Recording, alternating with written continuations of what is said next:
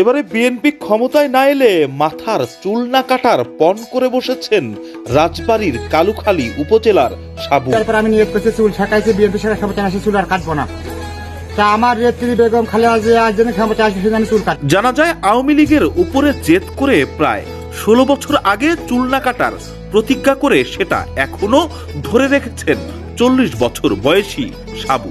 সাবু মণ্ডল রাজবাড়ী কালুখালী উপজেলার দয়রামপুর গ্রামের তালেব মণ্ডলের ছেলে।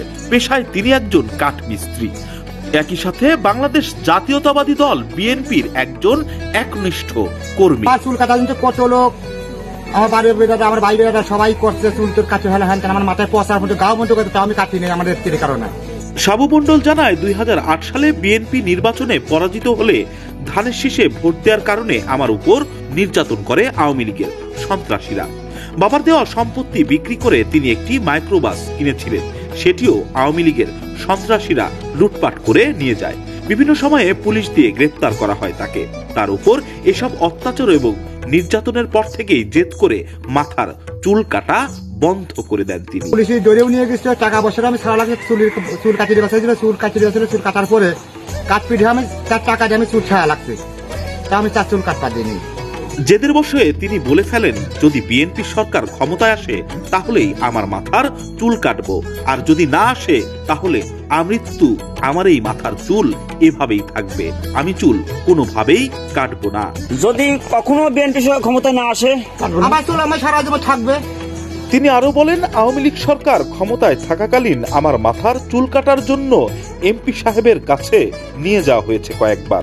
অনেকবার টাকার বিনিময়ে আমার চুল কেটে ফেলারও চেষ্টা করে তারা ব্যর্থ হয়েছেন বারবার। 10 লাখ টাকা যদি বেশ না, সাইবুল আমার 50 লাখ টাকা সাজিয়েছিল এমপির কাছে নিয়ে গেছিল, তা আমি টাকাও নিয়ে নাই, তার কাছে আমি যাইও নেই। বিষয়টি নিয়ে স্থানীয়রা বলছেন, আওয়ামী লীগ সরকার ক্ষমতায় আসার পর থেকেই সাবুর উপরে বিভিন্ন সময়ে হামলা ও নির্যাতন করেছে আওয়ামী লীগের সন্ত্রাসীরা। বাবার সম্পদ বিক্রি করে কেনা মাইক্রোবাসটিও লুট করে নিয়ে যায় তারা। তারপর থেকেই সাবু জেদ করে মাথার চুল রেখে দেয় এবং বলে, বিএনপি ক্ষমতায় না এলে মাথার একটি চুলও তিনি কাটবেন না। বিএনপি সরকার ছড়িয়ে যাওয়ার পর আমি বিএনপিতে ভোট দেওয়ার পর আমার হামলা দিয়েছে, মারধর করছে।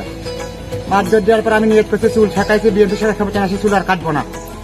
তা আমার নেত্রী বেগম খালেদা জিয়া যেন ক্ষমতায় আসবে সেদিন আমি চুল কাটবো, এই আমার অনুরোধ।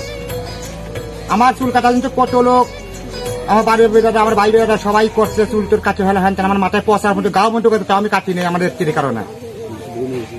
আমার পুলিশ ধরেও নিয়ে গেছিল, টাকা পয়সা আমি সারা লাগে চুল কাটিয়ে বসাইছিল, চুল কাটিয়ে বসাইছিল, চুল কাটার পরে কাট পিঠে আমি তার টাকা দিয়ে আমি চুল ছায়া লাগছে, তা আমি তার চুল কাটপা দিইনি।